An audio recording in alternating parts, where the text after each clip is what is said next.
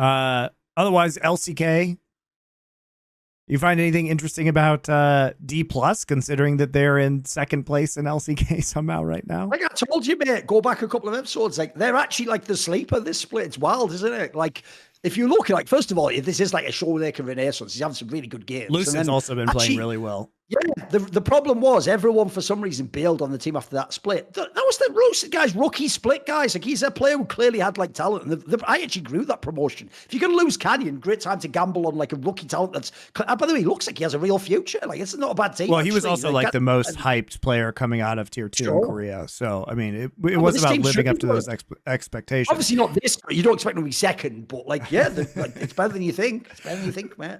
Part of it, and I've always been a naming fan personally. I mean, we talked about it on the last episode. I've always just liked that guy. I've always thought he was good. So part of it has been strength of schedule, and part of it has been that yes, they're 5-1 in matches, but a lot of their actual series have been close. Like they did drop games to like Hanwha, KT, and Kwangdong, which have been their harder opponents, and they did lose to T1, and they lost very convincingly to T1 as well. Those games were not close, but I think a lot of that was really some very bad drafting strategy going in, where it's like we're gonna first pick Nidalee and then not set up the Nidalee, and then Lucid looks bad.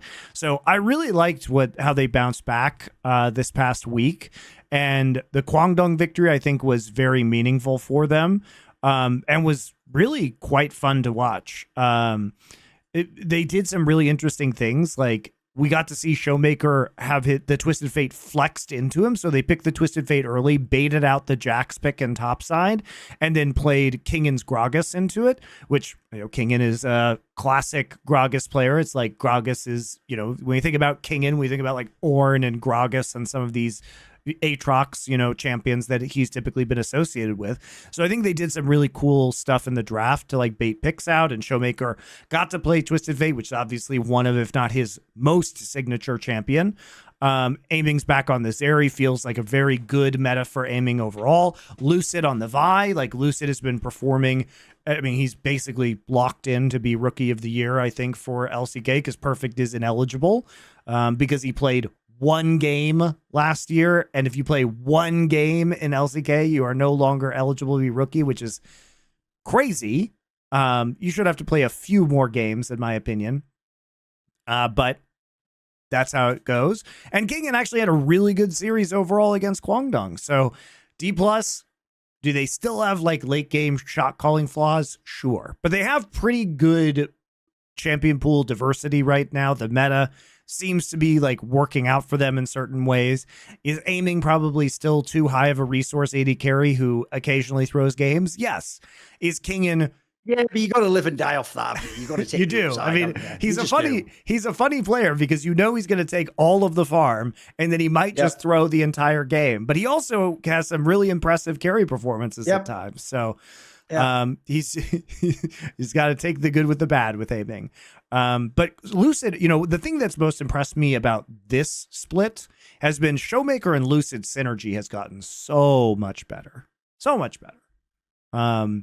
Especially off of engages. You go, if you want some proof of this, like go look at that Kwangdong Freaks series they played. Like they got the Vi Talia combo a couple times. It worked really well. Vi Twisted Fate. It was really nice to watch. So shout out to Dplus. They're actually becoming one of the more fun teams to check out in the LCK. And unlike last split, look, Genji's going to win this split, guys. But the middle of the pack is actually kind of interesting in the LCK because T1 is less strong than people thought. Hanwha's been waffling a little bit with Thorin. Kwangdong is like surprisingly good, even though I think Kwangdong are kind of patch Zergs that are relying on Bulldog playing Tristana and Corki, and they look a lot worse when he's not on those champions. So I'm not as...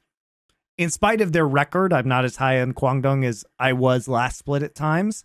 But Leaper looks like a pretty legit player and a very surprising one to come out from being like a streamer and content creator. And Dplus like has gotten better.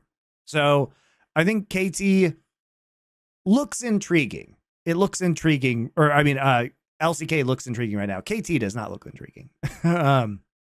Outside of that win versus T1 that we discussed earlier. But it is... LCK can frequently be boring in the regular season, so it's nice to see it have a little bit more life, at least through the first 3 weeks of competition this time around. And also, any time a great player like Showmaker just has relevance again and like can actually do something, I'm always interested. Like that's one thing I think is that you should never just dismiss the legendary players. Like Showmaker wasn't even that bad the last few years. It's just like his teams were dodgy, and then he had the odd times where it wasn't as strong a player. Like I always thought he got a little bit overrated at his peak, but then he got underrated when Dplus was bad. Like this guy's still clearly a top talent. Like he can carry the fuck out of a game still. Oh yeah. And you know, we get to see Dplus actually play Gen G this next week, which should be really fun. Don't expect Dplus to win that, but you know, Gen G probably going to be tired off of the trip to Saudi Arabia, so you never know what's going to happen. Luckily, Gen G has until next Saturday to recover from that, but Gen G also has to play Kwangdong on Thursday, which is sooner, so it's a tough week for Gen G, and they are going to be, you know, maybe not in the best condition. I did reference this last week, but that's also the factor I think people are, because it's been so long since we had the IMs. I think people are going to forget that, like, because everyone does the boot camps before the international tournaments. Normally, jet lag doesn't affect international tournaments in league. It's going to affect the esports World Cup, mate. Like, think about coming from like LA to fucking Saudi Arabia and just play like 2 days later or something, or a day and a half later. Like, what? Yeah, it's going to affect people, mate. So from Korea, it's only a 6-hour time difference, actually. All right, Saudi is 6 hours earlier. From Europe, it's actually only 1 hour ahead of Berlin. So like the Europeans are not going to have any problems. It's part of our region, so yeah, makes sense. Like part of our region, yeah, only an hour time difference. Who knew? Yeah, it's our region. So you know, but from Korea time, it's not too bad, and China's an hour before Korea, so it'll be what, 5 hours from China Standard Time. So it's like, it's actually not too bad. The worst reach is going to be is for NA. That's going to be the shittiest one for jet lag. But Europe, it's nothing, and then Asia, it's not. It's medium bad. But it should be relatively easy to recover from a 6-hour time difference. It's not the most brutal thing in the world. See more cool, funny, interesting clips based on topics from my content? Well, subscribe to this channel then, or, you know, be a pleb and don't.